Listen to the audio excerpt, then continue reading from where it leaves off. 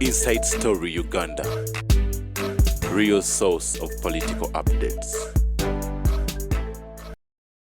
There are two areas which are liberation struggle. If it is a liberation struggle or to expand or kujawe NRA, then bano bagikonya. Or but banga bya bufuzi bwakanya fuka LC1, LC5, MP y'abantu bitano plus. Yeah, then bya bufuzi. But wobo gamanti oyagala to raise a critical mass. Mukore uprising mumamuleko the state of Mr. Museveni. Either bagikonya kujikoya and bachukwane deep state or bayine bigendererwa birala. Because that's not how you do it. Seraba omuntu averwe enshama ave kisoro najja kulole natuke Kampala mukito kuyirwa okuyiriba o no tembe yobutunda no tukogula poloti no zimba no bumuntu oyi ayise mutanule eyo no mugamba ntikyagwana nasobola okujjawo mukulu Museveni mu nkola gyakola nakigoberera. Ayagala sanctions ko No. You see, you must be having a problem. No kola nto chamu debating, you have an issue, you have a problem. On the question of expanding Mr. Museveni, you have a problem. You mean he can't? He can't? You still believe it? Well, I never muwagira yabadde mukalu. No, it's not about okuwagira. Nkugambye twayinawo ebiseera. Society yakutuka twayinawo ebiseera nga n'ababbi mu kyalo tebalonda mubbi as secretary for defense. Ababbi. But now, bwe mmanga muyina ababbi and they are sizable mu kyalo balonda secretary for defense nga mubbi. But waliwo ebiseera nga n'ababbi tebalonda mubbi munnaabwe. Now it's possible. Waliwo ebiseera nga bw'oba otambula ng'omukadde abantu bamuyamba. Waliwo ebiseera ng'omulema bw'aba ali mu kagala abantu nga bamusindika. Now they don't. Waliwo ebiseera nga moloka bw'eremera bw'efuna problem mu kyalo nga abantu bakusindika. Because baagala moloka zijje zigule ebintu byabwe. Now bakubuuza olinawo mmeka nga tebanaba kukujja mu kinnya. Yes, accident baluutinga n'emirambo. I saw a bus, I think it was Link, mu Christmas nga emigaate, bread, emixinze n'omugaate naye nga abantu bagiruutinga. So you are dealing with a dead society. Absolutely, conscious is dead. Kati eyo sijo balira konte buwagizi. Because we are discussing leader. We are discussing an actor. Nga actor oyo tunulira consciousness, level of consciousness ye. Is aina consciousness. Do you see a spirit? Muye o afugibwa lubuto nga bwala empologoma. Pologoma these beasts ye responding ku mmere. Ono mubiri gwe gumuvuga oba bwongo bwe umuvuga o conscious ye muvuga. That's what we are discussing. I'm not saying that there is no injustice. Injustice is there. And I'm not saying tewaliwo abawakanya. Nkugambye ne mu kitabo kya mukulu Museveni there are more than 10 million people. Abagamba no tosanide. We are not coming there. It's there. So there is dissent. And I'm not saying ntalese o stampede. It's there. By the way, even a dead body ku northern bypass, it can make a rally politician wa Uganda jatakola. Nga bonna bali ku mulambo babati. Ne babaganto ogw'omulambo guliko. You remember there are people abayoza omulambo gwa COVID. Nga naye president ali ku screen abagamba mu enomirambo disposal yayo mugirekera abakugu mujja kulwala. But bayine baguza ne bafa. Okay. There are even people who still debate that bova mutohire tonaba mu ngalo. You get so eno si society jokola ki society jo Council George Musi owulidde Mwami Frank Gashumba. He seemed to be taking on Mwami Kyagulanyi ku byayogera nammwe mu kalulu mukanoonye mu Kalonde mu Kakumbe mu Kabanje ne byonna biwedde yeebuuza akanoonya dduse mu ggwanga brother akakuuma dduse agenze bweri wa ggwanga yali abigamba Gashumba bwe yabyogera Gashumba yabikola lwaki ffe yali abigamba sifa aba complain kakati kyenakugambye Adam nti omubbi si yasalawo ntya bwe neekuuma omubbi si yaŋŋamba nti lwaki otaddeko sengenge bwotyo teri agenda kudefininga ngeri ki bano bonna biwandiise nabo bayinaaremu si be badefininga era nibabagirwanyisa batya nolwekyo nze but you see then Musisi then tunyonyole oba bannyonnyole onyonyole n'eggwanga okufuluma kw'omwami Kyagulanyi kugatta ki ku struggle kukyusa ki nakugambye Adam nti abantu bonna omuntu kyolina okusooka okumanya nti bw'obeera mu lutalo teri agenda kutambula nadda mu mikono gy'abalabe be nti olw'okuba Domba agambye nti sigala wano ogenda olwope ku poliisi kakati kantambule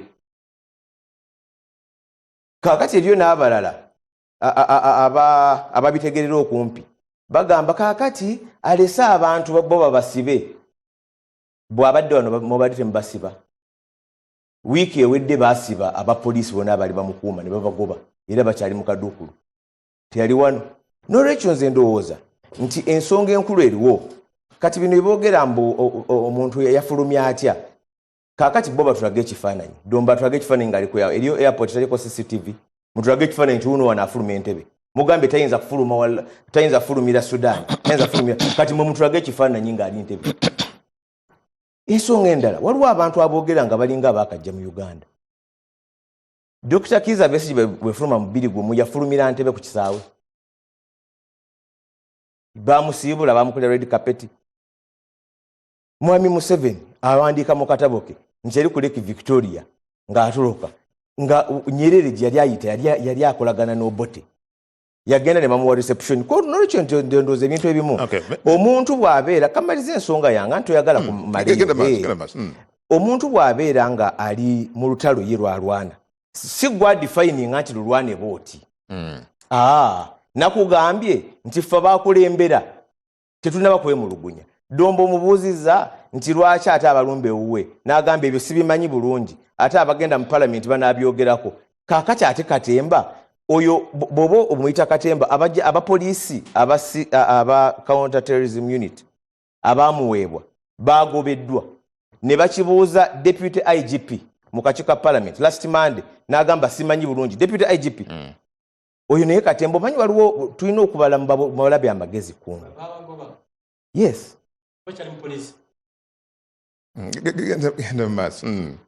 omwami Gashombo ojjamuwa translation so ensonga gye ŋŋamba nti tulina okubala mu balabe amagezi kuba ebintu bino ebimu babiraba n'olwekyo abantu abasajja bagobebwa naye nga ne deputy IGP can't own it up n'okutuusa olwo police tefulumyanga statement naye they are in custody olwaleero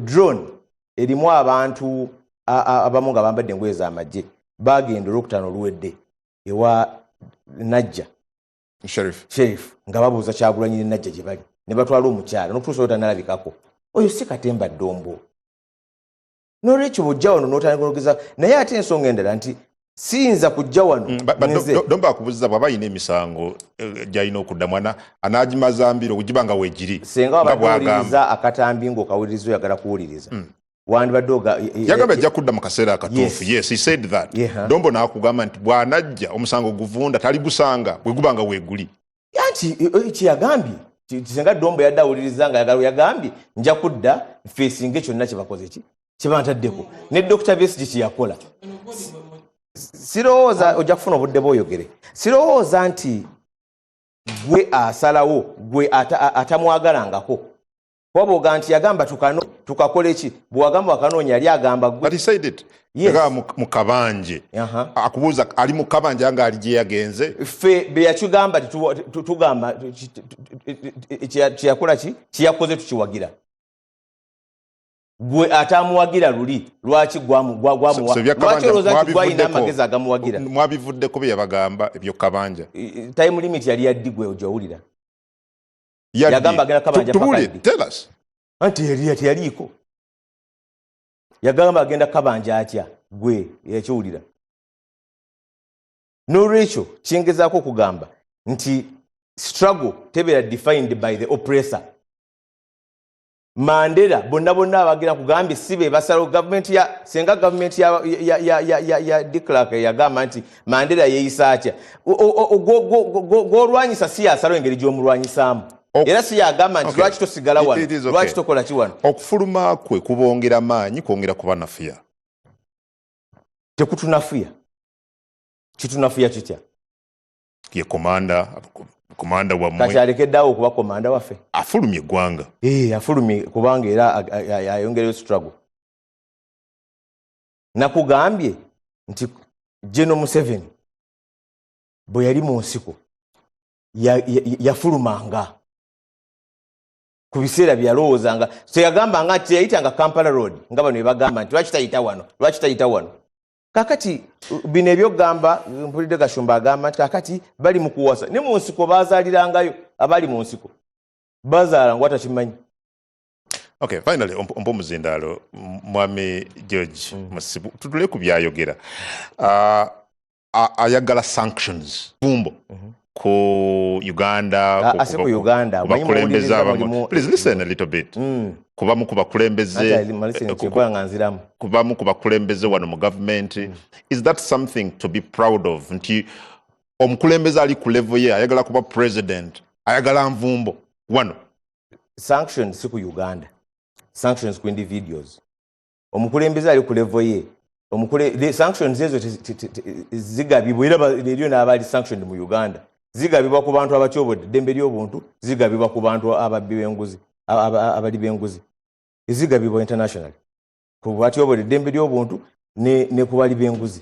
So ayagala abamu ku bakulembeze wano bateekebweko envumbo. Akyogedde lunyi era lyo bye bateekako. Well, Honorable Emmanuel Dombo, bw'owulira calls za Kyagulanyi ku sanctions, that should be something ekirina okubeera liikiriza. At least. Sebo, otandise okuwulira amendment mu statement ze baakolanga nga bali mu kalulu. Oyo omu ku katemba gwenzize njogerako. Amendment ze ziriwa? Ati ogamba nti twaliko time limit. Ate nga ali we baali boogera nga bagamba ne ku polling center tovaako. Kati nabyo byaliko time limit.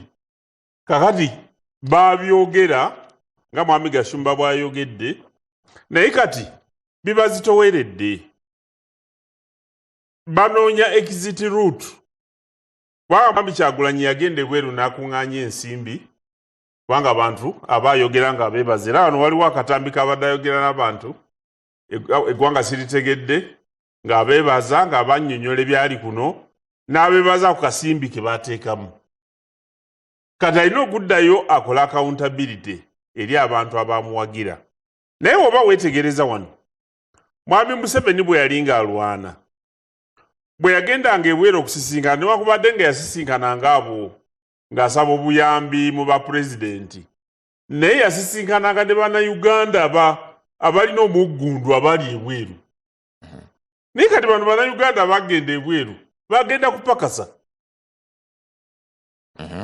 Bannayuganda singa onoonya bannayuganda badduka mu ggwanga tibayinza okusinziira eyo bakole olutalo bakomewo kubanga badduka nga baddukisibwa lwa byabufuzi. Kumpi mu Uganda tebaliiyo. Abantu bonna baali balwanyisa nga bategeevu nga n'egye tulaga balengerayo baakomawo. Jjoli abalamu Mwami Mande wamulabye naye yagezaako era yakomyewo n'akinyumiza emboozi ye. Mwami Sejjuza waliwo lwe yakwatamu wano ebyanguwa ate yayita Ntebe naye kyatuuka ekiseera n'akomawo n'agaata emirembe twagirwanirira tugende tutereeza ensi yaffe. bw'olaba abantu bonna abaali bagezezzaako okukola ekyo kati bw'olaba ttiimu gy'abasisinkana ebiseera ebisinga ye ttiimu eba esobola okwekalakaasa ku nguudo oba mu South Africa oba bali Canada oba bali mu America naye ng'ate abasinga abo bonna bapakasa ensimbi zaabwe ne baziweereza kuno ne zitandika okukola emirimu mu mulebe gwa Mwami Museveni era nze njagala kubeebaza abo abantu abali mu diaspora nga bapakasa bafaayo obulamu bwabwe ne baweereza akasimbi ne kajja kuno okuyamba abafamire zaabwe oba nabo okubaako ke beekoledde ze gains ze twayogerako nga tuli mu campaign nti protecting the gains kati Mwami Kyagulanyi bw'abanga agenze n'agamba nti bateekewo envumbo si gwe gusoose si gwe gusoose nali ngezaako nnyo okwagala okumusisinkana naye ne ntya okugenda Mwami Kyagulanyi ne ntya okugenda bayitawo batya Magere ku ofisi wano ekavule ne ntya okugenda ekavule kubanga wali oyagala mugamba ki omanyi interaction woba towayizaamu na munno nze kola public relations mu NRM nga mu charge of public relations ate nga ndi spokesperson naye nga ndaba buto wange byakola ne ndabanga waliwo ebintu ebyali byetaagisa singa oyagadde nyiza okuwaayo ekintu kimu waliwo ekintu ekinafuyiza opposition mu ggwanga wano okuva ku mulembe gwa Benedicto Kiwanuka ti Benedicto Kiwanuka yali akulira oludda oluvuganya naye ng'ate tali mu palamenti kati enkola eyo yalafuya enkola ya opposition kubanga buli kiseera basigalanga mu mbiranye naye ku mulembe gwa Mwami Besigye yasigala bweru nga Ogenga Latiga ali mu palamenti kakati ekintu ekyo ne kireetawo contradiction era contradiction ekyaliwo kati eyabadde wakati wa Mpuuga ne Mwami Kyagulanyi era buli abeera ku opposition ate nga Mwami Kyagulanyi ali bweru era bwe yawandiikanga ku social media kuno Mwami Kyagulanyi ng'ayogera ku Mpuuga ng'amugamba nti our new leader in parliament tamuyitangako leader wa opposition kubanga yemanyi nti ye leader wa opposition kati nga njagala mmwe ku magezi koze lwaki temuleeta nongosereza ekintu kino mukirungamye kubanga mwennawe mubeera mu parliament nga mulina veri omwogerera singa nekunoonya leader wa opposition tekibeerawo kubanga mwenna mubeera muli munda kale nga ngenda kuwa omuzindaalo nze ndowooza nti Mwami Kyagulanyi yatuuka ekiseera n'azitowererwa ng'alaba byasuubiza abantu n'ebyasobodde okukola tebikwatagana nasalawo okukola bino byabadde akola naye katemba gwe nabadde njogerako y'okutambula nga alya fene ng'atambula n'abakamera ng'atambula ku malaalo ng'atambula n'abakamera bw'obanga tokola katemba abakamera oba otambula nabo okola ki Honorable Dombo muli mu government njagala kudda Mwami Gashumba but look at this olina Mwami Kyagulanyi kati afulumye naye agenze olina Dr. Besigye ali mu komera olina deputy wa Mwami Kyagulanyi mu Buganda Mwami Kivumbi ayina emisango gy'aweredde Mbanajjo obadde ne deputy omulala Lina Zedriga naye ayina emisango gy'aweredde Mbanajjo oli bw'atunulaga nti bw'okinulyanga okitadde ku Kyagulanyi yekka n'otatunulira bano bonna oyinza obutaba kifaananyi kiggumidde kijjudde ku state gy'abavuganya Mwami Museveni gavumenti yammwe Sebo nawulirako ku Mwami Elias Mukiibi ng'ava Butambala mbadde mpuliriza obutambi nga butambula nga yeekubira enduulu ku nduulu ezaali ewaabwe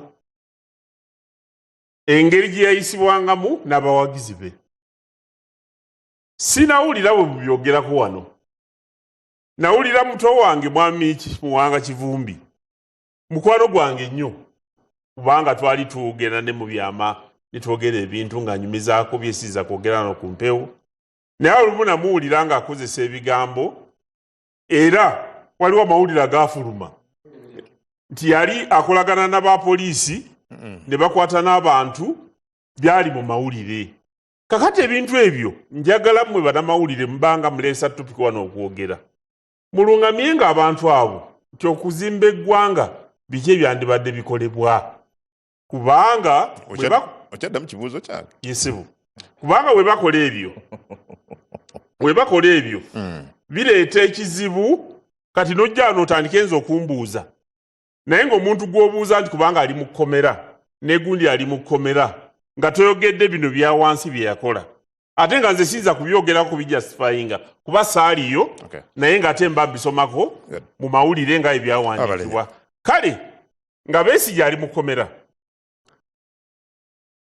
ng'ali mu mboga z'amateeka mukyala Zedriga bamuwadde beyiro fuga y'amateeka mwami Musisi yabadde mu kkooti era omusango yagusinze nze ndowooza nti enfuga y'amateeka newankubadde nga muli kyalimu ebirumira tuyinza okugenda mu maaso ne tukola bulungi twena ne tubeera wano mu ggwanga lyaffe okusinga ebyo bibazeemu bye bakola. Mwami Gashomba kyetulaba kati tugaye nti mwami Kyagulanyi yali haunted by bye yayogeranga mu campaigns 100%. Chenjalo clarifyinga nti Uganda ina porous border zisimanyi na bungi side ye Congo, side ye Sudan, side ye Kenya, side ye Rwanda ne side ye Tanzania. Bana Uganda basinga tebakimanyi nti yes they are official immigration points Maraba, Busia, Mutukula, Gatuna, Gajitumba ezo zonna ziri official, Mpondwe ziri official. Naye osobola okuyingira mu ezo ensi z'emmenye nga toyise ku border point. Mpulidde. Kino nakyo kakibeere on record. Manyi bannayuganda abava wano n'agenda South Africa nga talina wadde ekiwandiiko. N'ayingira paka South Africa munda. Olira. Kyesikkiriziganya nakyo nga nsinziira ku NBS. Timuganda nge Kyagulanyi. Yagenze bweru mbwakozinge revolution mu Uganda. Ekyo tekiriyo. Ekyo akyogera kya muntu wanagamba nti osobola okusena amazzi muleke Victoria n'ogamalamu. Tekiriyo. Anoonya nasuubiza abantu eggulu n'ensi. It's now or never. Kiremye. Kaneemululemu bannayuganda ekyo bakimalamu omwezi gumu myezi ebiri ekyo bakiveeku. Era agenda kudda asanga Uganda nga bwe yakola ki? Nga bwe yali. Kino kikugamba kungu. Kinnuma nnyo okuba nti amaloboozi g'abantu ge bakozesa temugazannya ku shonga zino. Okiwulira ndo. Kinnuma nnyo. Biki byojjukira byeyogera byayagala tuzannye? My God. Museveni mukadde tayinza na kumalako campaign. Museveni ya campaign nze gwanga lyonna yamenya record. NRM muri ina primary zaayo ekololo wabereye emivuyo. Yatuuka ekolo ku ssaawa nyezo okumakya n'avaayo ku ssaawa 11 nga bukya. Kwali kulonda kwa Seka I think. Oba yali Seka. Ontegera ndo. Tekibanga wa. N'atambula eggwanga yonna nga anoonya akalulu. Mbu mukadde tasobola nagoba nkoko. Era kyawe n'atugamba nti bw'oba otya ekkomera nuupu giveemu. Olya bingi nnyo tonza na bima. Ontegera ndowooza. So gwandaba ku TV kino nkiddamu. Bw'oba oli musiisi wa Mamba genda osiike Mamba. Bw'oba oli muvuzi wa taxi vuga taxi. Bw'oba oli memwanyi bannaye bannamasaka bannabuddu. Limemwanyi ofunemu akaki akasente. Politics agenda kudda 2031 ate I can assure you agenda kubeera ku ballot paper. President Museveni. Yoweri ajja gibeerako. Muvuga kya General Muhoozi. Kankubuuzemu ekibuuzo. Waliwo ekisooka Sidi MK is a serving military officer. He is. Ne mwali mutugambye ko agenda kuba president agenda kujja after Mr. Museveni. Lindako. General MK is a serving military officer. Asobola contesting for the presidency nga abadde retired from the military. Right. As long as achali a serving military officer, tasobola kustandinga for the presidency. Kino nkikugamba nga ndi ku NBS. Saabalwanyi bw'anaaba mulamu ng'asobola okuyimirira ng'asobola okwogera 31 ali ku ballot paper. Ne Kyagulanyi agenda kubeerako. Oli. So oli akugamba mbu ogenda ku coming up with this slogan zonna. This person called Yoweri Museveni kungu temunaba kufaayo mustadinga. Omusajja akolera essaawa 24 okulaba nti Uganda okuva Kisolo paka Arua eri safe. Owulira ndowooza. Campaign zino eziwedde fa ku buno obuvuyo obaddewo ng'okulonda kuwedde balumbye amaka ga Kyagulanyi ne sirabangayo kalulu kali peaceful nga kaki nga kalulu kanu goge mazima kyova olaba yakawangulidde waggulu Yoweri Museveni. neze as usual kugamba akalu buli myaka 5 beneficiary wako ye muntu alondeddwa ababaka bonna aba NUP ne muganda wange musisi ni ya kansa ayimiridde wano batugamba nti kanonye kakuume ulira kanonye kalonde kakuume kabanji bonna basirise otegera walinga kulaliza Pierre yes. walinga ati twaliyo lale ya Pierre zali zona zenare waline banani so mwaga bawagizi simwami Gashumba kakati twetukakuma kuba mmwe kuva ku kakati kyekyagguddewo twetukuma kuva ku mmwe otegera ndowooza twabuliranga ku TV so kiribo ekiti n'ekirala enkyukakyuka mu Uganda teriva Bulaaya Uganda kanku information mwami Gashumba mwami Kyagulanyi mukatambi ako kennyini yaga nti bulijjo njogerako eri ensi virtually nkozesa butambi kunsinzira ku video netaba mu nkuŋŋaana ez'ebweru naye kaakati ngenda kwogera mu buntu physically ntalaga amawanga gano agenda kusingana president ani no platforms ezo zabaddayo ez'eddembe ly'obuntu n'ebirala ebyo situbigaana nange sigambye nti Uganda tuli mu heaven nti eri pure waliwo ebitagenda mu maaso bulungi ekyo yagala ogaane naye tulina bisolovingira wano mu nsi yaffe ki Uganda kyetutagenda kukkiriza abantu abatabangula Libya batabangule Uganda kubanze kyendaba Khartoum eyo giraba bamaze emyaka emeka 2-3 kakati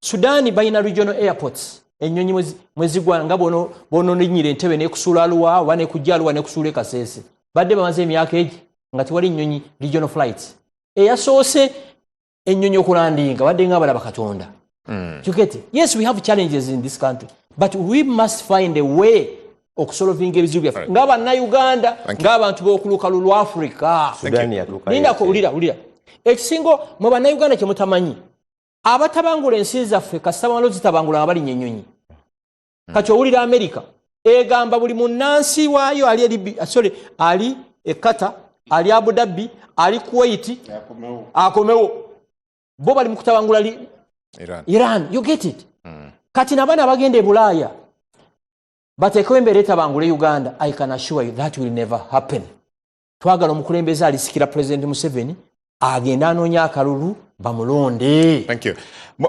Sudan jayogera ko yatuukayo lwa mukulembeze butavaako naina ne bajjeno babafanana nga Dombo nga bamuwaana. Bwetu yatuukayo. Kakati gendo jeko Yoweri. Well, mwami Robshan. Gendo mujeko. Kanso ne mwami Gashumba mumpomuzi ndala. Yene chala linda ko osa NRM mojisalira wo kya kapiteni wayo. Bebasalawo. Bebasalawo kapiteni wayo nti Yoweri Museveni. Mwami Gashumba. Yoza mwamusisi kubanga bamulonze. Thank you. Mwami Gashumba. Dibu jojja nayo buli show. By the way, so tuna kugamba. Nange katwala omukisa gwe. Musisi nze simanyi bwe yawangula era iwe Miracle MP toli mulonzi w'ekira oli wa Twitter oli wa Twitter oli wa w'ekira goge mazimu oli wano ku Twitter lwa mitimbagano. Thank you. Mukoze #NBS Barometer kogera naffe mu maaso awo ngenda kuyita mu bubaka bwamu but mwami Romushana Edibu I'm still interested mu kutegeera generally ku opposition Edibu erisigaddewo wano olw'okugenda kwa namba 2 mu kaluke twakavaamu lyenkana ki oba it's going to be business as usual mu ndabayo? You see, opposition in layers. Waliwo ajanga opposition bwakulabira nga bakuba amasasi. Then waliwo ajanga opposition bamukwata ne bamutwala Luzira suppression and containment. Then nobiro na bano bakiriza okuyingira ne parliament. Kubera parliament mufuni msara ya mkulu Museveni muri ku media ze nayo jita opposition. Waliwo bali mu parade yasibye bana bali Luzira ne batambo.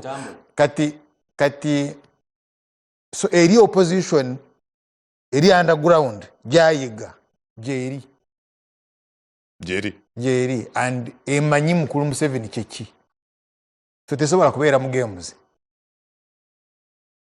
naye bano being dealers basobola okwagala kubeera wonna double agents they are complicated games ze balimu kakati byembi olina okutegeera olagamba abantu baffe bali mu makomera oyagala babeerewa because jo mbanga mbadde mugamba mukulu Museveni mugenda kumutemula mugenda kumujjako obuyenza through violence katoyagala abateekewa why bubeera gwo bateekawo ng'oyo ali kulaya nagamba n'emmundu ezo teziriimu masasi they take you where olowooza nti ovuga n'otambula wano nga tewaaliwo operations ekibuga nga bwe kyali engeri gye byali bimuvinga the way they had mobilized their gangs lwakuba nti tewali victim of those gangs people have been killed ne kati waliwo ebintu byola ebigenda maaso nga tebitegerekeka obumu gangs ezimu ezirumbawo mu kibuga the other 2 weeks twali tudiscussing awo ebijambiya so there is a lot kati bw'oba ng'oli okola intelligence n'olaba these organized gangs are they political zigatta ono byalimu kakati first and foremost you start naye mu mwoyo gwe bw'aba nga ali nazo nga yeemanyi then ayina reason kutya bw'aba nga ali nazo nga ategedde nti kati bamutegedde then ayina reason kwekweka but that is for security njagala ogoberere okufa kwa Zebra Mando kubakuba amasasi Kawempe yes yali mugenyi wa mukulu Museveni he was a guest of the head of state naye mukulu Museveni agamba unity yamukuba yali eva munda kawukumi you now know the meaning of kawukumi kakati ono tasobola kukola statement nga tagambye nti kawukumi yenyamba nekyo kakimala kati tosobola kufuluma that statement officially nze nga ndi president nesitakukwata because I want to know that kawukumi by the way nekirala nawe abamugamba siraba kulwaki tebamulyawo abamugamba abasirikale kubanga yabyebazizza nti nebaza abasirikale mu security nga ndi omu yakugamba nenkufuna gapu nkuwa ebyase because you're causing me problems either you are empty or you are very reckless nogenda ng'oyimba eberwa omanyi buli baagala okunkwata waliwo abanyambako nga basirikale and you expect nti waba bafuna bawona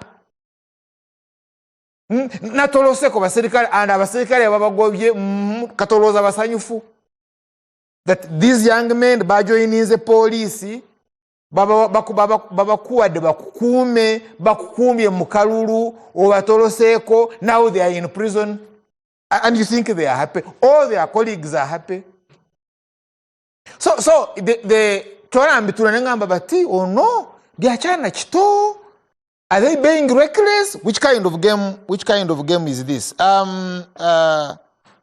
but bw'oba oyagala kumwamulako mukulu Museveni omubanja akaluluko mujjeko mulayire now by now you should be in control of a village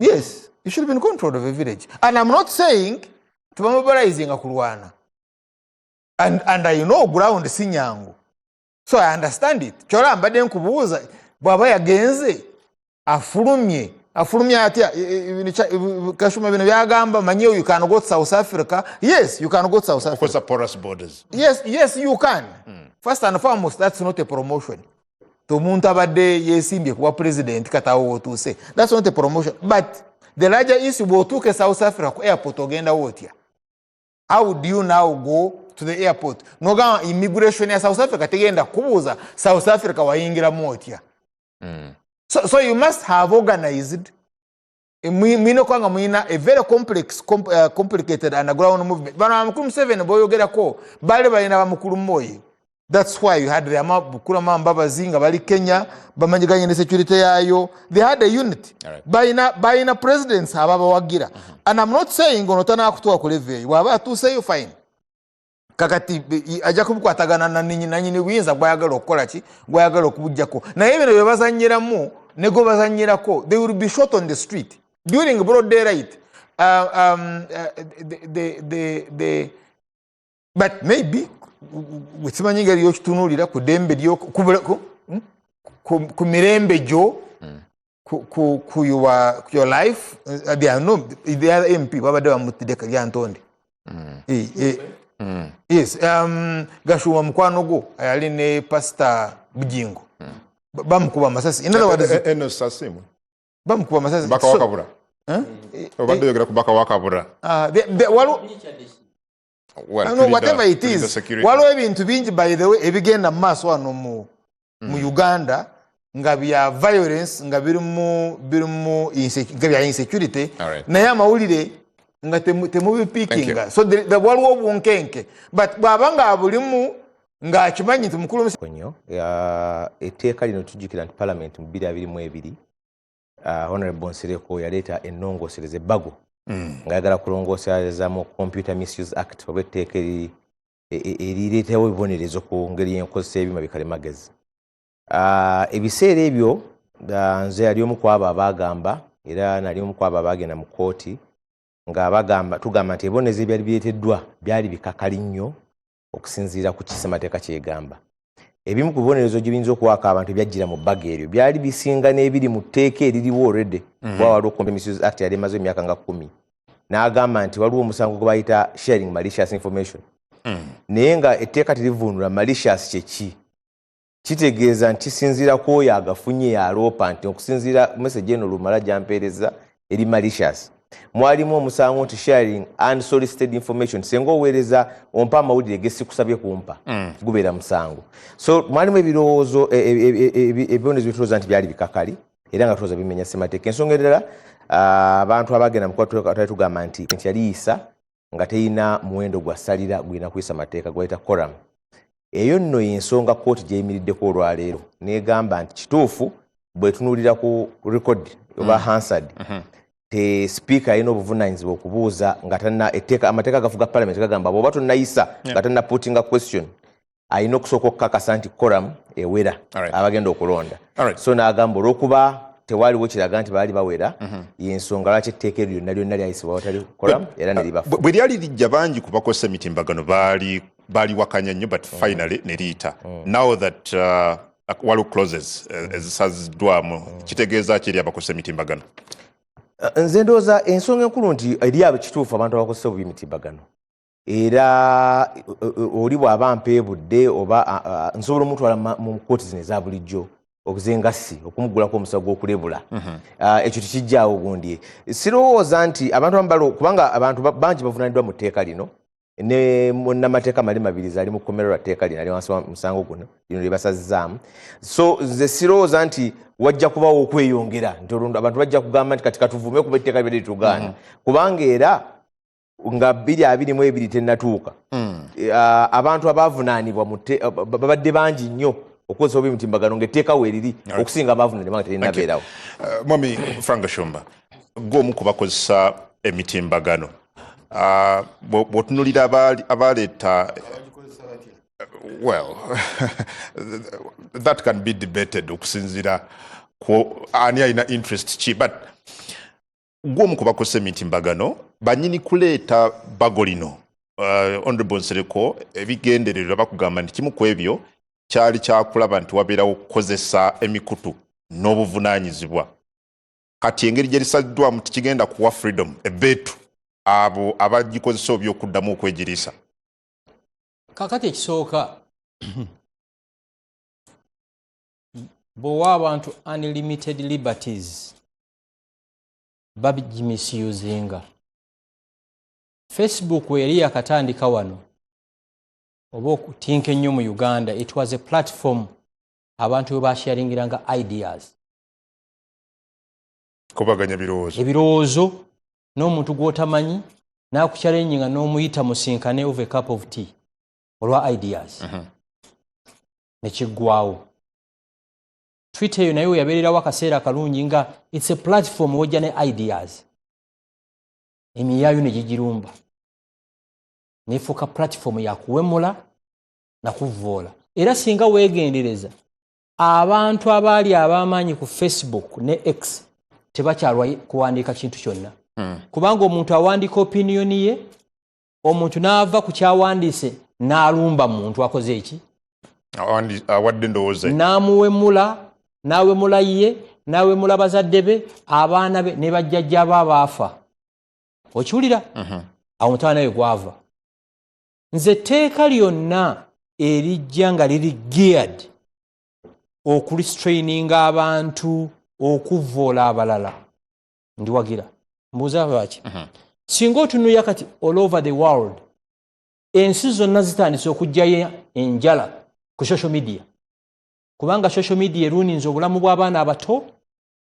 kati ensinga za Australia nsi ziringanga 8 kakati zikambuwadde nti omwana ali below the age of 16 takkirizibwa kubeera na smartphone ng'akyatenga n'abantu batakola ki batamanyi ontegeera ndowooza bw'abanga constitutional court ngeri throwings out nti kolamu yali tewera eyo ndo ze baye technicality kyemmanyi abaalireeta bakyaliwera bajja dikola ki bajja kulizza nze social media eno ze kineewuunyisa ye platform abantu kwe bakoledde ssente abangi naye waliyo fraction entono ennyo eyinza ogikutamya. I will give you an example. TikTok eyo giraba kuliko abaana ababazzi abawolodinzi abazimbi abalimi abakola buli kika kya mulimo omulungi nga bakolera ku business yes you'll be shocked olina gamba nti nze nkola madirisa gano nsangibwa Kisaasi jangu okyuzinga ekika kyoyagala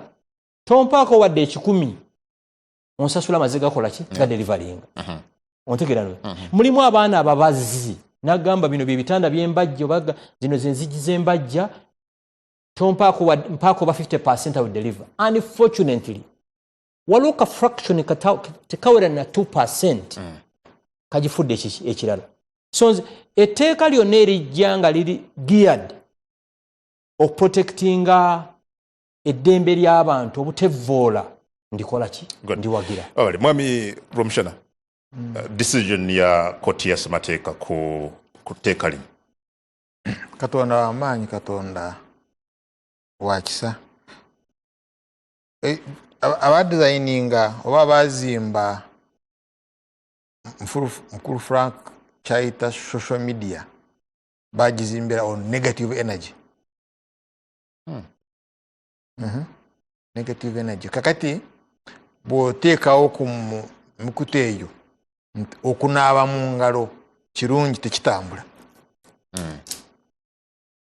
you get tofuna bakigoberera bangi kyokutambula walina ebirina okukolebwa gwe bw'okiteekawo nze bwe nkiteekawo Frank Gashumba okukimanya kyo kitambule naawe bitambulira mu sales oli bwati bwe yakizimba gwe olina okukiraba obaako kyokikolako either you call them likes oba omulala share oba omulala comment ebintu bwebiti ne views kisobole okutambula kakati kyolaba ngiise energy kati bw'oteekawo bannange okuvuga moloka speed nyingi nnyo kibi reckless driving mbi evaamu accident tekitambula naye ate waliwo kyoteekako nekitambula kusinziira kwabo abakiinamu interest so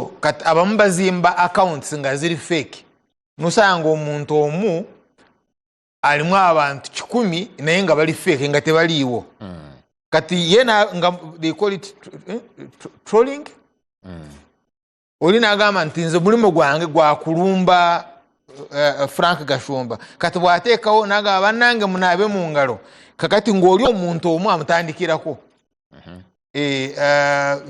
ng'avuma naye ng'avuma ebivumo 10 naye nga muntu omu naye nga tebifaanana kati bw'ojja osanga n'olowooza nti Frank Gashumba abantu nga tebamwagala nga bamuvumye nnyo and nga ye kakati bano abakyagula naabo baali balina groups WhatsApp groups zirimu ne social Facebook kungu ataddeyo kakati nga bajja 10 ne bavuma naye nga ziri fake accounts kati ebyo byavaamu obusungu. So the reaction to it also is anger. Okay.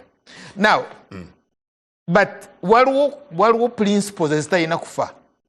Principle esooka is that mukungu wa mawulire yaakubye n'akubuuza ki ekiri awo.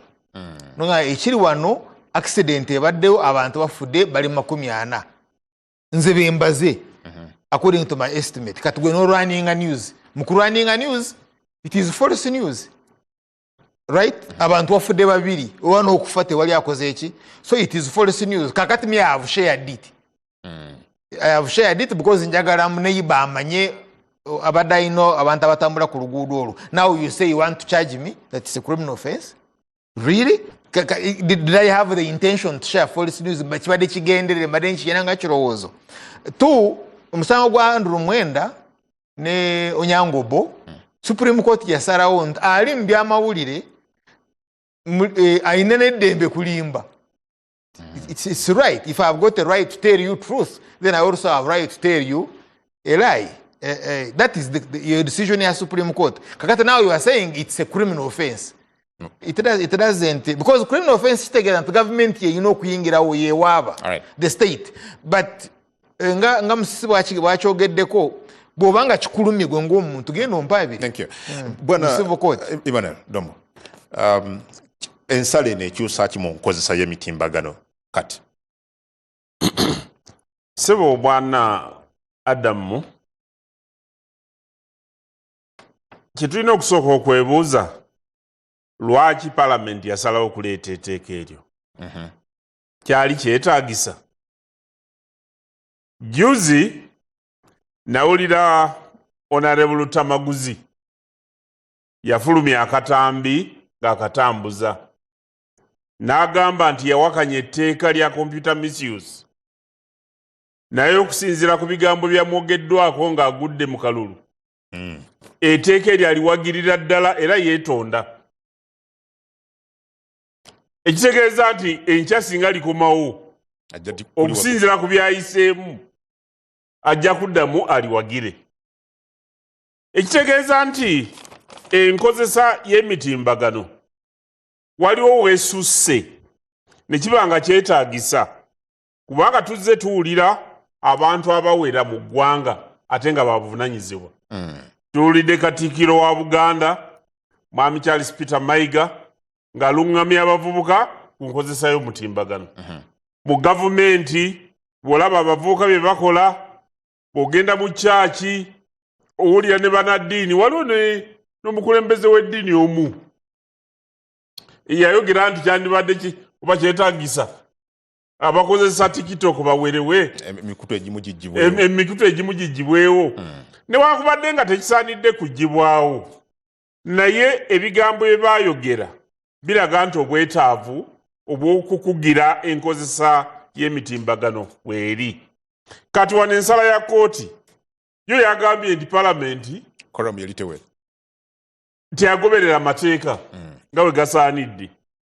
Nze ngamba palamenti nti bwe kiba kyetaagisa nga temunaba kuwummula, mwandizeewo ne mwetegereza etteeka lino obanga kyetaagisa, era omuwabi wa gavumenti oba Attorney General bw'abanga tajjulire mu kooti eddako ne mbugaa nti katugiddeyo tulongoose bulongoosa tteeka. Olaba kiryetaagisa?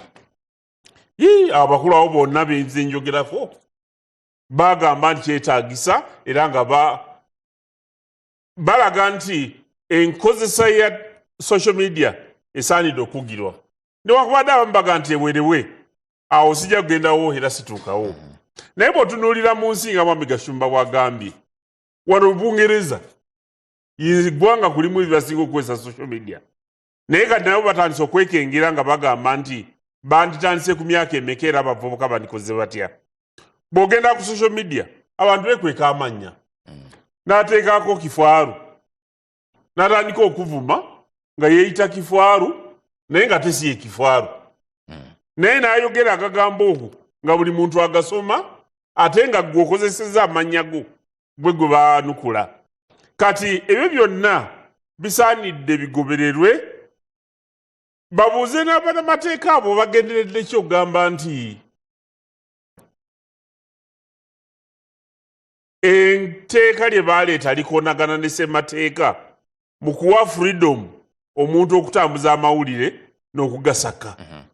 Ekyo kyetaagisa kubanga n'abalamuzi bennyini waliwo ebiseera we bituuka n'osanga nga oba omusango guli mu kkooti n'osanga ba analisiti banalizinga misango era nga bakubuulira n'obunafu bw'omulamuzi.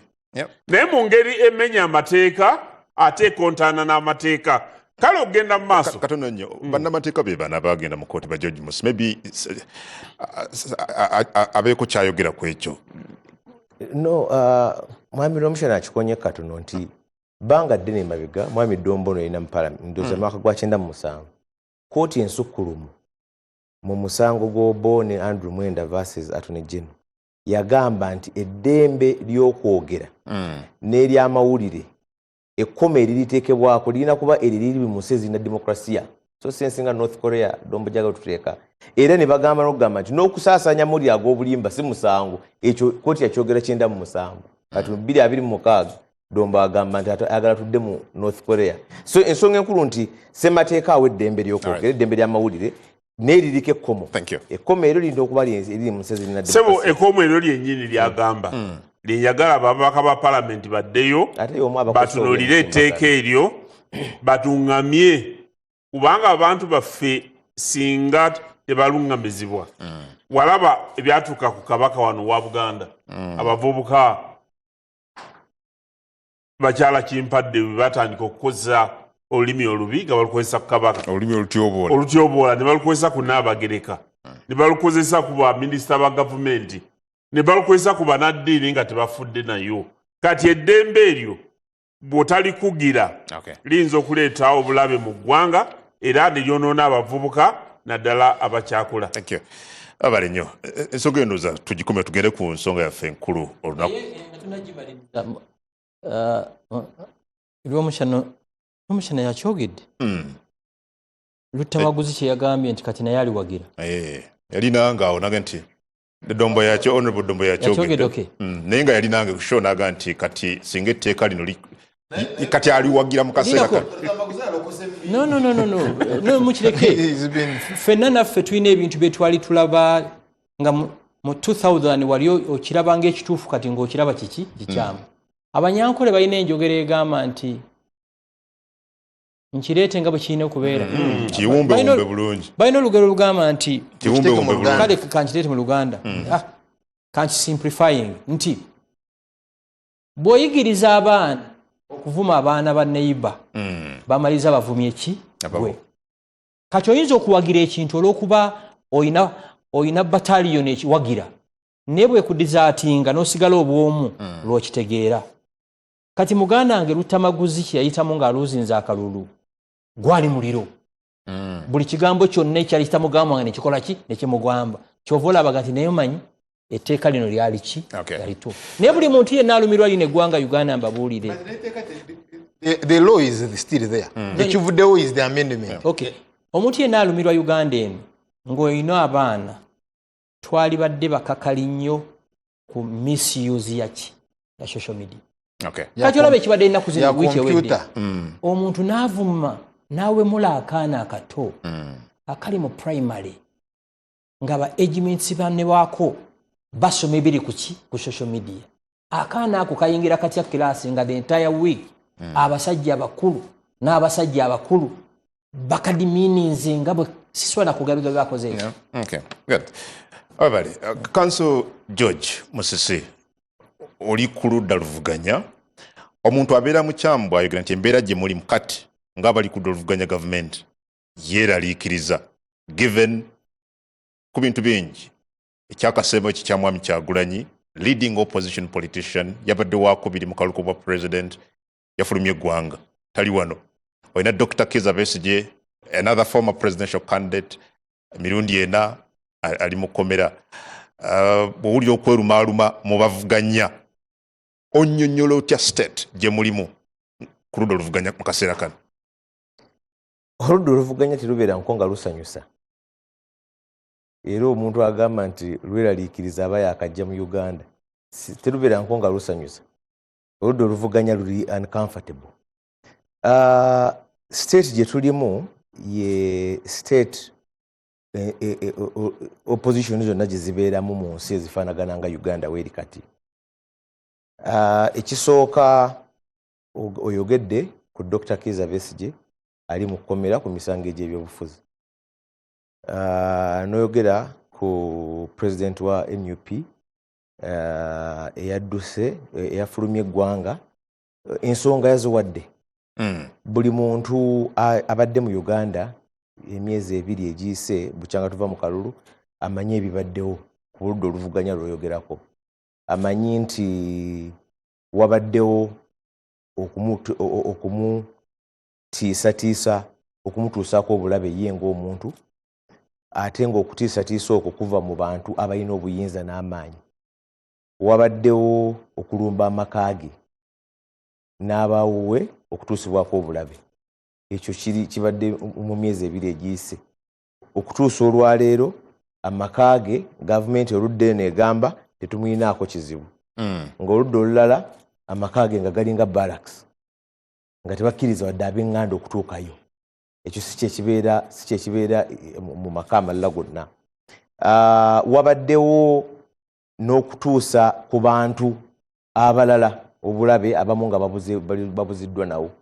N'okutuusa olwaleero mukyala w'omuyambi we tamanyikiddwa waali era nga bazze bagenda bamunoonya. Waliwo n'emisango ejaggulwawo, ogumu gye twakamanyako ogumu guli Adjumani, omulala guli Ggulu. Omuwala bwe yakuba ekifaananyi bamutaddwayo ku bail ne bagamba nti yasomodde ebyama naye ng'ekifaananyi yakiggyemu register, which is a public record, register ya court, ekiba kifo kya lukale tekiri private. N'olwekyo nze ndowooza nti omuntu ogambye nti omuntu aba mukyama okugamba nti nno lwe ludda ebintu ebibeera ku bantu abavuganya ezifaanana Uganda bweri olwaleero. Talking Mr. Kyagulanyi, abantu bangi bavuddeyo kuwa endowooza zaabwe ku kikolwa kye yakoze ekyokufuluma eggwanga nga bwe yategeezezza ensi. Balowooza nti struggle Mwami Kyagulanyi agisudde agirekeddemu bajja ogimusi. Buli muntu endaba ye y'ebintu togimunenyeza. But was this the best he could do under the circumstances? Anti kakati Adam buli muntu wakola decision. Teriyo muntu wakola decision mu liberation struggle n'atooka tuuza lukuŋŋaana lwa parliament olwa nti bannange nkole ki. Nali wano ku show ne nkugamba nti omu ku basajja be tusinga okutenda obuzira mu Uganda mu nsi, Mandela yamala emyezi 17 ng'ali underground nga yeekwese. Myezi 17 nga bamunoonya. Struggle abantu abasinga balowooza nti bwe bajja okudefining engeri gy'obavuganyaamu nti lwaki okola kino. Mu Uganda bukyanga tuva ku Amin, abakulembeze bonna ababadde post Amin boyinza okugamba nti nno abafuze Uganda ng'ovudde ku Amin baaliko mu exile at one point or the other. Bonna ne Mwami Museveni aliko mu exile. Era naye n'obutabo buwandiikiddwa ku liberation struggle gye yalimu bulaga yennyini awandiika nga bwe yatoloka n'okutoloka ku Lake Victoria n'abula. So kakati omuntu nga komanda aleseewo abasirikale be abalwanyi be agenze bweru wa ggwanga. Lwaki mmwe bwe tuvuganya mwabafa ku basirikale ffe nga tetulina kukomplaininga nti mutuleseewo? Ffe abalwanyi b'ogamba tetunaba kwemulugunya, tugamba komanda okoze kituufu. Naye mmwe mwabagamba nti lwaki odduka? Nkugambye Adam nti omulabewo si yasalawo engeri gy'omulwanyisa. Kaakati abantu ye baavuganya be baagala omubuulira nti lwaki okola booti, lwaki tosigalawo.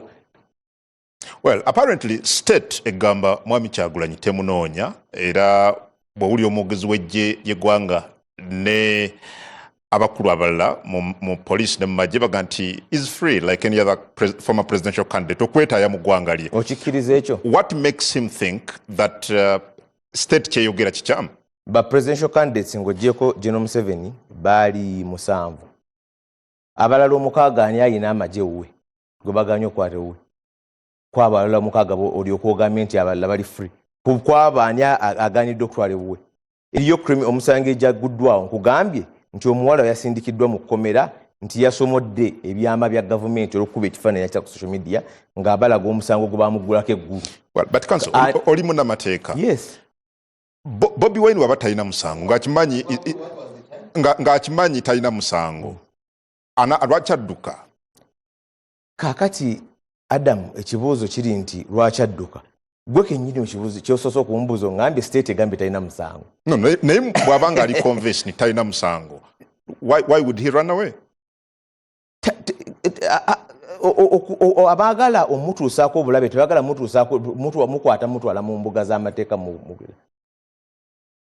omu yagamba nti tusaaba terrorists ba enopu 22 bweboyini owokusatu oba 23 so tebaagala mutuusaako bulabe nti nno mukwata nti nno muvunaana inene keesi eri avunaaniddwako yerezeeko mu kooti n'asibwe mu kkomera era wandibadde obuuza nti Bobi Wine lwaki bwe mugamba gwe ekibuuzo kye kimu ky'omubuuza ndibuuza nti mugamba talina musango mukoleyo kyewuwe naliyo nga bakwata lawyer tumusime kakulu nga tugenze makage nga galinga ne batugana n'okutuuka kilomita namba okutuuka ku gate so nze kye ndowooza nti omuntu yenna mu liberation struggle tekisoose Dr. Kizza Besigye mu 2021 yafuluma eggwanga ng'ataasa obulamu bwe era n'akomawo mu kiseera ye kye yalaba nga kyekituufu era ne president wa NUP agambye nja kukomawo mu kiseera mufeesinga kyonna kye banaabaagala naye si abaagala baavuganya si be basalawo nti nno tuvuganye booti kati sigala wano kati jangu wano. Honorable Emmanuel Dombo mumaze ebbanga nga ba NRM nga mwenyumiririza mu nfuga ya demokrasiya era nga twazaawo enfuga etambulira ku demokrasiya n'ebirala. As we speak, former presidential candidate emyezi egi abadde yeekukumye and he has finally found his way out of the country. Eno ye demokrasiya w'ekimemmete gwe muzze mwogerako ebbanga lyonna. Sebo nze ekisooka njagala kwebaza Mwami Kyagulanyi okusalawo mu mbeera efaanana bweti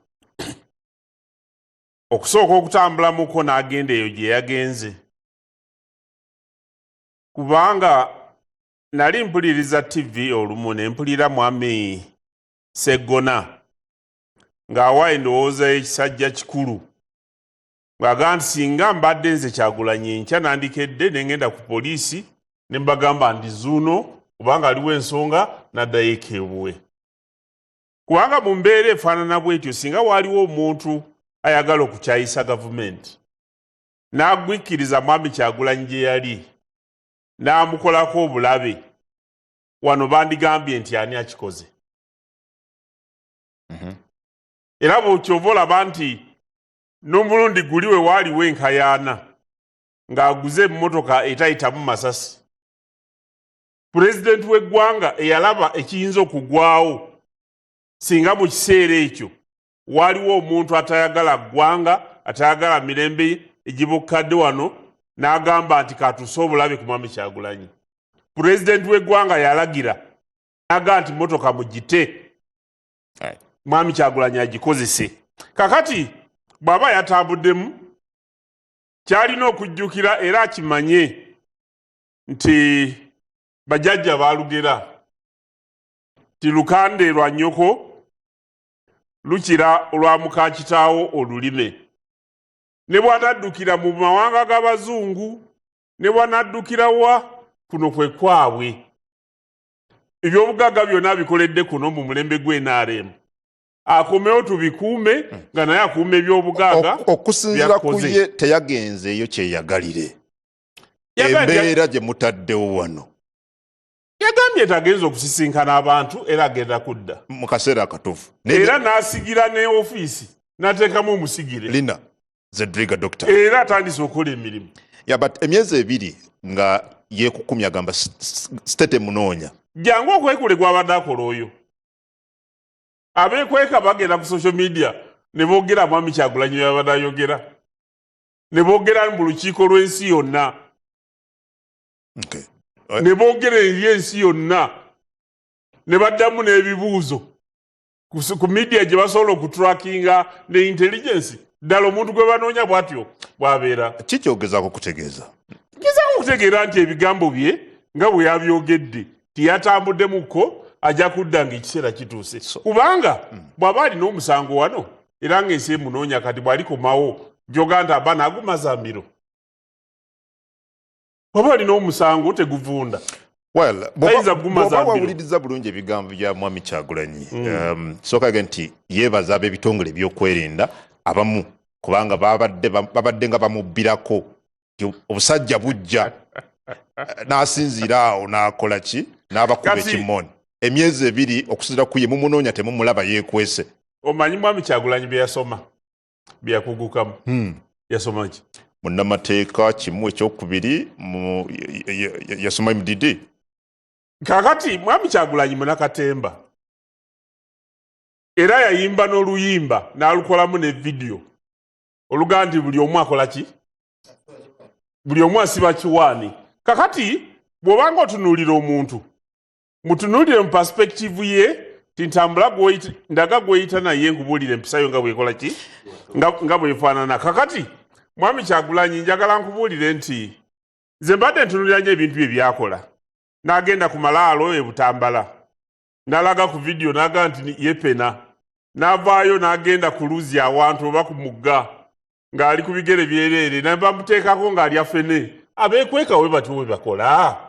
Mwami Adamu Kungu balenze ndowooza nti kikyoyita Honorable Dombo kikyoyita Katemba twalaba raid eyakolebwa ku makage the other day ab'ebitongole by'okwerinda but also tulaba n'abasirikale abali okumpi n'awakaawe omuntu atanoonyezebwa olwaki bino bikolebwa. kakati ebyo bibuuze ab'ebyokwerinda. No, mbibuuza gwe because otugambye ono omuyise Katemba. Sabo omuntu agenda ku malaalo n'akwata firimu n'agifulumya ekyo kibaaki n'agenda yeekwata nga ali afene mu mugga mu bigere ebyereere n'afulumya. Kati okufulumya firimu eyo aba akola ki? Kubanga nze ekyo kyempita Katemba bino eby'omu maka ge bishopu bagendayo era bano ababaka abagenda mu palamenti oba n'abo abali mu palamenti ebyo bibasaanidde okubuuza gavumenti kubanga gy'emirimu gyabwe. Nze bwe nali mu gavumenti nga ndi memba wa palamenti ebyo bye bibuuzo bye nabuuzanga nga mbuuza gavumenti. Kati ababaka banaabeera mu palamenti batakola mirimu gyabwe kati bajja wano ono n'akola Katemba kati ffe tujja wano tudisikasinga ebyo. Nze nalowoozezza nti enkya singa ofunye obudde nandyagadde otuyite wano obuuze nti okulayira kwa ddi mwera mwetegese mutya ebya Mwami Museveni okulayira n'ababaka ba palamenti bano ogenda mu palamenti balayire kubanga ge mawulire agaliwo kati. Atulaba ku NBS TV osobola okutwegattako naawe ng'otuwulira ky'olowooza ku bye tukubaganyako ebirowoozo olunaku olwaleero ng'ogenda ku mikutu gyaffe gyonna egya social media #NBS Barometer #NBS Barometer ku social media platforms zaffe zonna. Njagala kudda wa Mwami Frank Gashumba, but before I do that kanswe nkuzannyire ebigambo bya Honorable Kyagulanyi bwe ku katambi ke yafulumya ng'ategeeza eggwanga nga bw'afulumya eggwanga. Katulabe. Bannayuganda bannange mwenna eno video mwemunagirabira nja kuba maze okuyitamu. Enkya ya leero omukulembeze w'ekibiina ki National Unity Platform Robert Kyagulanyi Ssentamu akedde kukakasa bannayuganda nga bw'abadde afulumya eggwanga okwolekera ebunaayira wadde ng'amaze ebbanga lya myezi 2 ng'aliira ku nsiko. Ngeze bweru w'eggwanga okwatagana ne bannaffe ab'enjawulo n'ebitongole eby'enjawulo okola emirimu egy'enjawulo naye ng'emirimu egyo gyonna gikwatagana na struggle yaffe ey'okunuulira eggwanga lyaffe Uganda era nga ku kiseera ekituufu nja kukomawo nate. Mubaka bw'ayisiza ku mutimbagano ogwa X Kyagulanyi ategeezezza nti okusalawo okufuluma mu ggwanga kugendereddwamu okwongera amaanyi mu kulwanirira demokrasiya n'eddembe ly'obuntu. Agamba nti oluvannyuma lw'okusinkana bannamikago be agenda kudda mangu mu ggwanga ayongere ku kaweefube w'okulwanirira eddembe ly'obuntu. Kineetaagisiza okuvaako mu ggwanga akaseera akagere ate ngende nkole emirimu egyo egy'enjawulo nga bwe twabagamba twagaana okupowa nene tugamba nti tugenda kulwana si kulwanira Uganda yokka wabula ne international ne mawanga amalala gonna. Mu bubaka buno Kyagulanyi yeebazizza abantu ab'enjawulo n'abawagizi abamuyambye okumukweka, okumuliisa, obukuumi n'amawulire agamuyambye okwekukuma. mwenna abampadde ku kyokulya, mwenna abampadde engoye ez'okwambala, mwenna abansuzizza nga mu riskinga ebintu ebyenjawulo, mwebale nnyo, mwebalire ddala. Kyagulanyi era yeebazizza abamu ku bakozi b'ebitongole ebikuumaddembe bagambye nti bamuyambye ebbanga lyonna nga bamuwa amawulire ag'enkizo, kyagamba nti kimuyambye nnyo obutegwa mu mikono gy'abo abadde bamunoonya. Abakazi n'abakyala b'ekitiibwa abaagaana okugondera bi-oda ebimenya amateeka eby'okujja okunkwata nga babatumye bankwate, naye ate bo ne bampa buwi magezi ne bambagulizaako okulaba nga nsobola okwekweka. Kyokka ku ludda lw'ebitongole ebikuumadde, amagye ga Uganda People's Defence Forces gagamba nti tewali n'omu bya Mwami Kyagulanyi. Mwami Frank Gashomba, okufuluma kwa Mwami Kyagulanyi ne byayogera kuli justifiable? Kakati ekisooka naawe kungu ne producer mutukola bubi. Eno yeshe esinga okulabwa mu Uganda muno ekiro. Mwali badde mutuzannyira amaloboozi ga Kyagulanyi, contradictions ezibirimu. Maloboozi kigoyagala Mangi, atya struggle, atya komera, struggle agiveemu. Kitulumanga ffe. Bikwatagana bitya n'okufuluma kwe? Kati nkuvuga nkuleeta ku kino.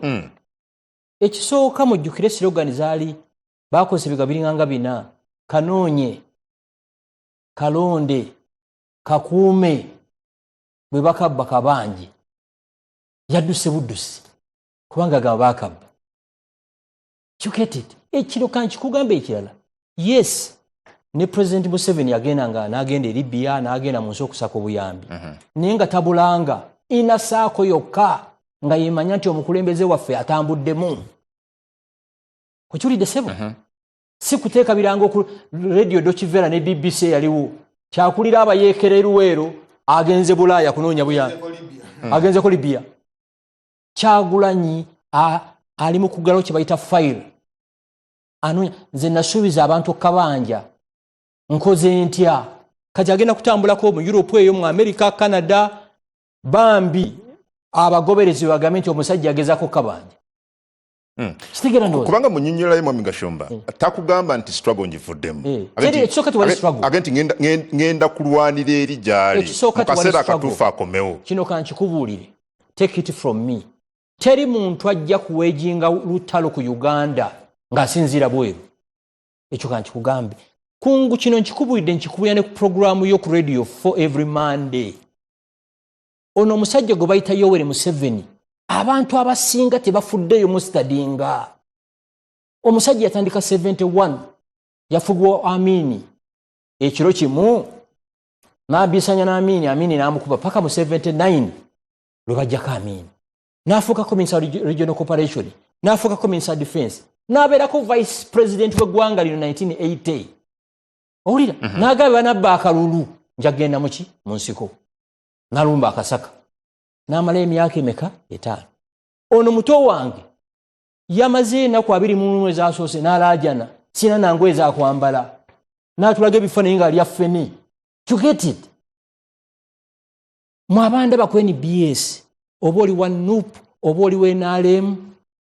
Kyekirala. NUP, NRM, PLU. Mutegerano. Muddeyo ku mirimu gyammwe. Temusuubirayo nti Kyagulanyi agenze mu America. Let me tell you ekirala. Yes. Don't be shocked tomorrow.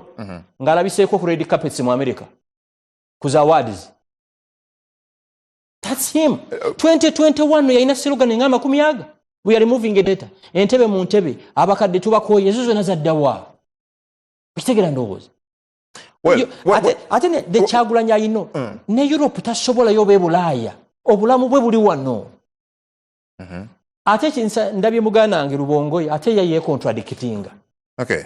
But but you see, bw'owuliriza Mwami Kyagulanyi yage nti agenda kusinzira eyo asabe abavugirizi abagaba obuyambi the West okussa envumbo ku Uganda but also n'abakungu ba gavumenti eno. Bwe wabeerawo omuntu abazungu bwe baagala as a strategic ally mu Africa is Yoweri Kaguta Museveni.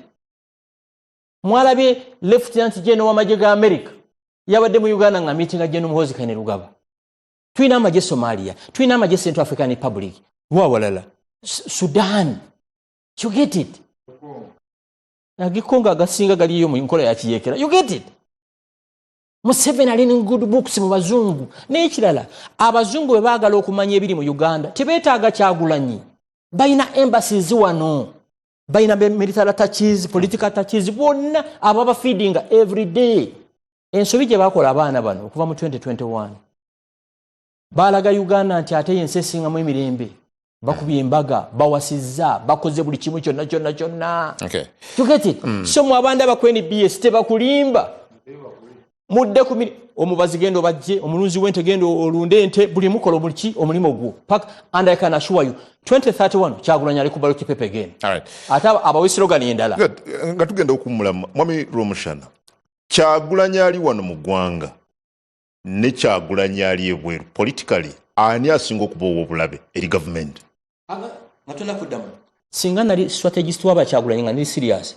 Olwali buzeewo n'ali sirise. Right. Katu assuming eti bali genuine kubanga bamanyi tibali these are comedians. Singa Kyagulanyi yasirika nga teri muntu n'omwe amanyi gyali omanyi n'okusirika nayo message otegerana. Ne buli lunaku kati mugumite simanya mubere mugumite byebiki bigumite bimutugamba you get it. Muki? Mugumite mugume. Nakibuza abana wakanti gumite kitegeeza kinti mugume. You get it. Video no wemunagira biranga nayise mudda. You get it. Teri mu yekera. Teri muntu aina mission oba ambition ya kujjako government. Abulira government next step. Omanyiru wachi NRM yawanguda akaluka no kusinga ennyo. Ensobi ze bakola mu 2021. Bana abasajja amaze emyaka enanga beekalakasa tugenda kukola kino. Emyezi ebiri tobola bati Yoweri Museveni yawangudde kana akalulu mu mpangule yeewunyisa. Emyezi ebiri nga yeekwese bwagamba nga security temanyi wawa. Ani akugamba? No, that's what he said. Kati kankogere n'ekirala nakyo kan security badde manyi wali. National ID yo ino yogiraba. Yes. Just 1 second need deactivating.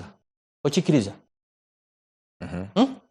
Passport ya Kyagulanyi gyatambulirako ye Uganda. Government ya Uganda ku ssaawa zino ne gati Kyagulanyi tagenda kuva ku Heathrow agende ku JFK. Kyangu nnyo. Director wa Citizenship Ministry of Internal Affairs, Immigration there. Just 1 second, baji revoking. Ona akimanyi, otegera ndo. The mere fact yali ku passport ye Uganda. Kwenza yagende yeri ku Buganda Road. Kakwenza mala kesi yakakwenza manyini nengenda gyagenda mu. Otegera ndo. As long as akosa passport ye Uganda, government ye Uganda so gi revoking ira wonna. So government bwalite mwagala lwaki ababyo kwerinda bagende uwe wala ebyatuka ku mukyala we. Mukyala we nga alaja nalaga n'obufaananyi obwenzi z'ennyumba yaabwe nga babimenye omuntu gwe batayagala lwaki bino byali batebikole.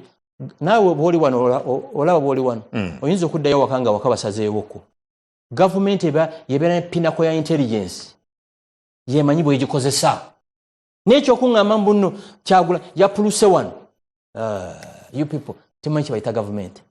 Well, Charles, ddamu awo tugenda tukole ku nsembe. Kyagulanyi ali wano n'oli agambye nti ekigere sigenda kijjako nga ndi eri ekigere tagenda komuli tagenda kujjako kigere ku struggle gali bweru wa gwanga. Kati kusande eno ekereziya yasomye gospel wali omusajja yali talaba naye Jesus Christ namuteekamu ebitosi n'alaba agenda onaabe n'alaba enfuufu wandulamu namuteekamu n'agenda onaabe n'agenda n'anaaba n'alaba. Kati Jesus Christ n'agamba oyo atalaba ng'amanyi talaba nakkiriza nti talaba ajja kulaba. Naye oyo atalaba ye ng'alowooza oba amanyi nti alaba n'akkiriza nti alaba tajja kulaba. Kati awo Uganda wetuli naye ndaba ogenda mu birango but yafulumya atya Kyagulanyi muhoozi gwayagala muhoozi Kainerugaba CDF gwayagala gwe anoonyeeka n'abula yafulumye mu Uganda yafulumya atya kale kayite mu Northern Uganda. Mu Northern Uganda abayita waani abayita wa Salva Kiir Mayardit. So Juba Airport oyo muhoozi gwayagala nnyo okukwata yayise ku Juba airport n'alenya ennyonyi n'agenda bwala batayise South Sudan kale ayite Congo DRC ayite mu territory za M23 asinkaneko General Makenga oba Goma airport bwaba tayisawo kale kayite Kenya but Kenya mwajeyo Kizza Besigye je basobola ogane ne bapikinga Kizza Besigye ne Abedi Rutale ne babaleeta wano in less than 12 hours kati Kyagulanyi ayitawo n'agenda. Now maybe the safest route is Rwanda. The Kyagulanyi yayiseeko Rwanda n'agenda kwawo mu hotel Rwanda n'ayogeramu ne CDF wa Rwanda ne banyamu kachayi awo nti Rwanda mukulu mu tasobola kumujjayo. Abo abatalaba nga balowooza nti balaba ne batakkiriza nti balaba tebajja kulaba. You see, abalala bonna tebafuna beiru. Mukyala Zedruga yafunye beiru. Now he's the acting president. It's extremely very interesting.